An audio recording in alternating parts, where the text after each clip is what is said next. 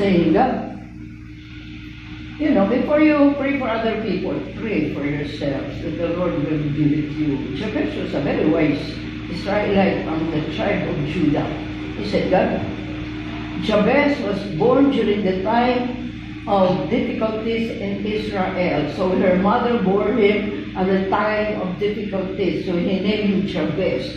Or laughing, starving, hungry, you know, because maybe there were conquerors, they were in famine, so it was a time of nothing. But Jabez was more honorable than his brothers. And Jabez's prayer was saying, Lord, the God of Israel, God, the God of Israel. You see the instruction of his statement when he was praying. Oh God, Jabez came to the God of Israel. He cried to the God of Israel. God of Israel, bless me.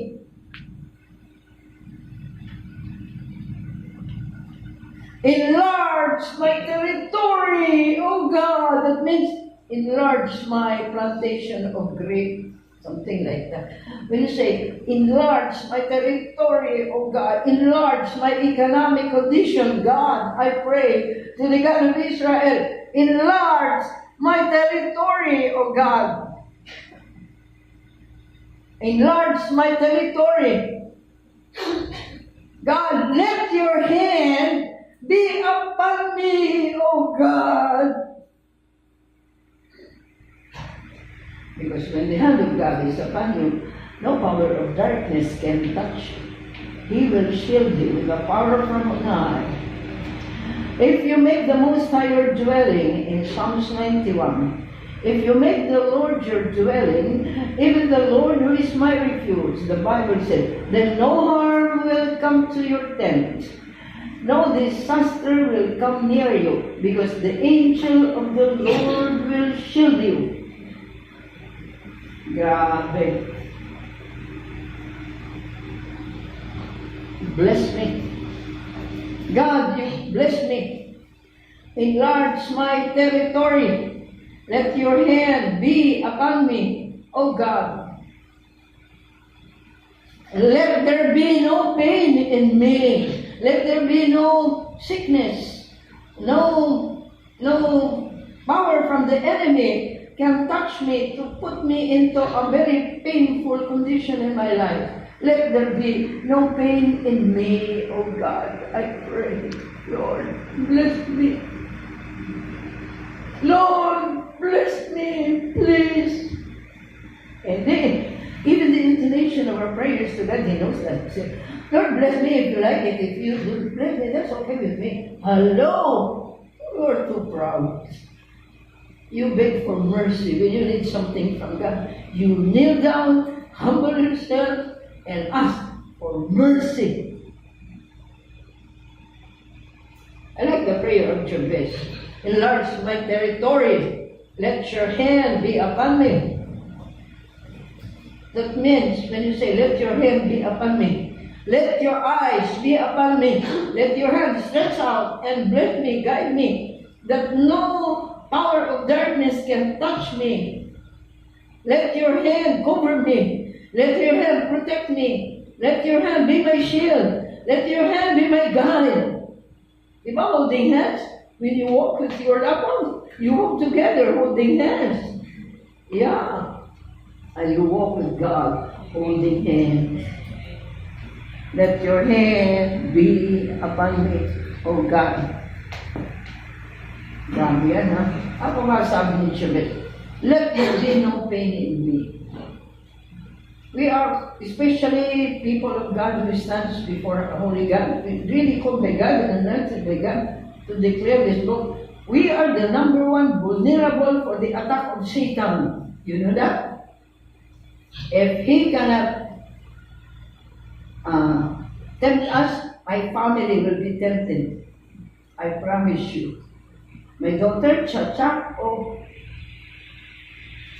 untik na mapahamak. Pero alam mo, my daughter was almost in jeopardy. His life was almost sinking. because of great triumphs. There was a man who was courting her, but he was married with 2 kids. The wife was in Hong Kong, and that man was here courting my daughter. But I know he's married. I don't like married people. It's not setting aside your life. I'm not speaking this because of you, or I'm letting you hear this. That's my personal life. I said, God, I do not like that man because the record is not good. He hurt his wife. He abandoned his children. A responsible man. Then you will court my daughter. I have sent him to school, to college.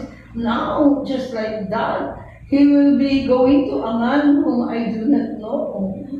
I said, God. And that man is a handsome guy. Guapo. Even if I'm young, I'll fall in love with him.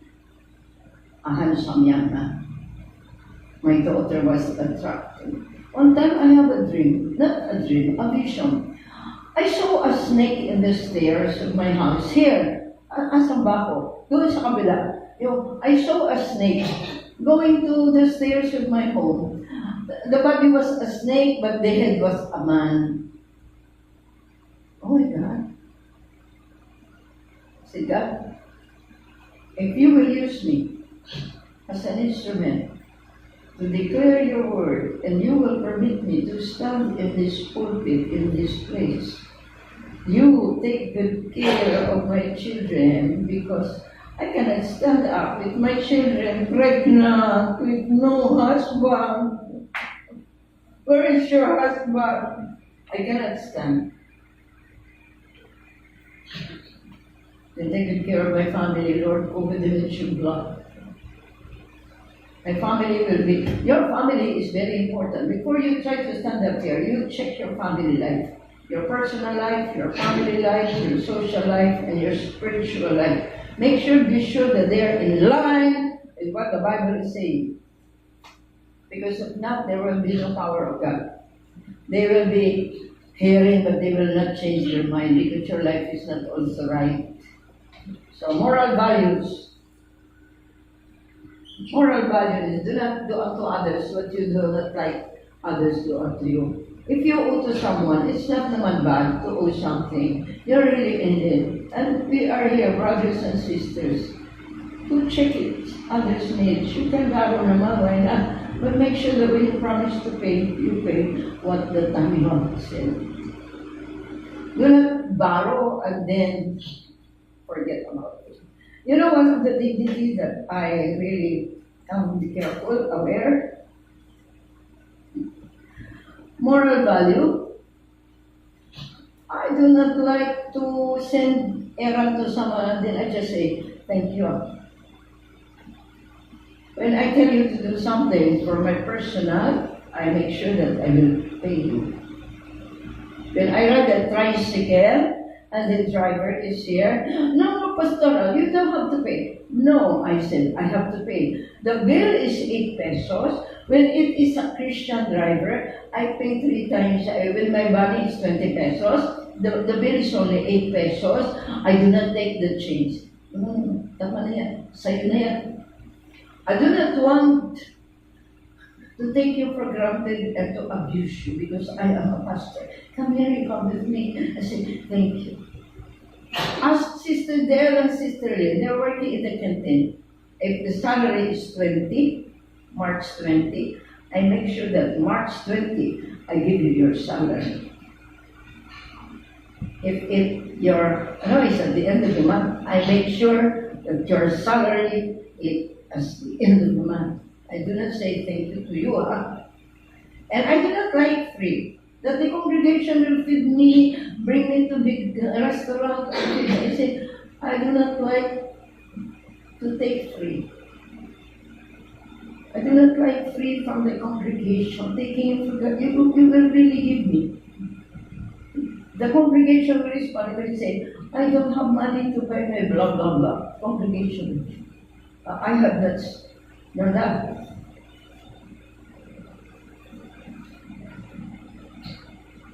I do not like free. You know what God is saying to Arauna?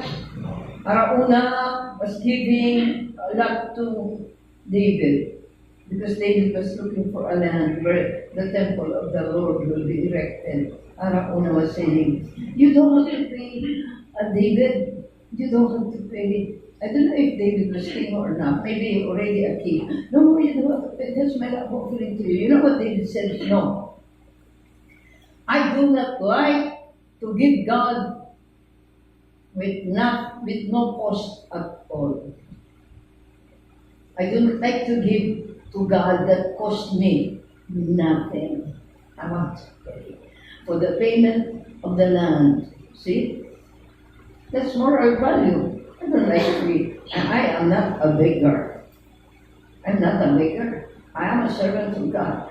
My employer is the God of everything, the owner of the heavens and the earth, and He can bless me more than what I need. Amen talaga. Larry, did I owe you something? I remember when Samuel was going to be no longer the prophet of Israel. He was charging the whole land to Saul. He was so sad. And Samuel was saying, congregation, my dear brothers, the Israelites. It was a very moment of emotions. And I'm now leaving you to the king of this nation, to King Saul. Today, Samuel was saying, today, if I have owe you something, you tell me, and I'll pay you. If I have abused you, you tell me, I will do something. If I have demanded you, did you evil, you tell me.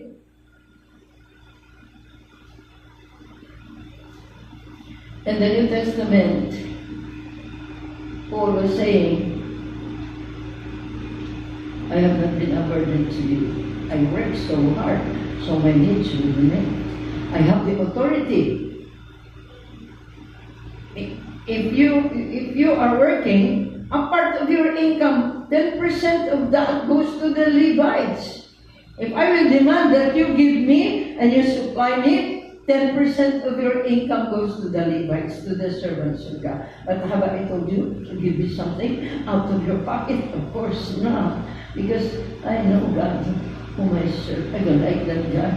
I don't like to beg. I will look like a beggar. No, I don't like to be a beggar in your eyes that I will not eat because you have not given me. Of course not. I will feed you. I will bless you because the Lord has blessed me. And that's the right principles of a man of God. Until forever, until the day I die, I love to serve the Lord. Why? Because my bossing, my employer meets all my needs. When he knows I am sick, I am dying of a blocked artery in my heart, he didn't just let me be operated at Philippine Heart Center. He brought me to America. One of the best hospitals in America. He let me be operated there, and it was an excellent operation. No infection. And alive. I'm so much alive. Hallelujah, huh? You do not take for granted serving God. It costs you the best of you. Give it to God. Do not give your garbage to God. Give your best strength, your best mental ability. Ano ka? O kaya ka tatanda, the moment you grow old, that you will say, God, you strengthen me. I want to serve you. Now you are 80. You can no longer walk straight. You are diabetic. You are high blood. You are, I don't know. All the sicknesses is with you already. That's the time you say, God, I want to serve you, Lord. Just make me younger. Sira ka pala talaga eh. There's a time to be young and a time to grow old and a time to die. My goodness. Oh. I can speak like this because when I tell you this, I did it. I cannot tell you something I have not experienced. I said, God, I will not serve that God whom I will be carrying.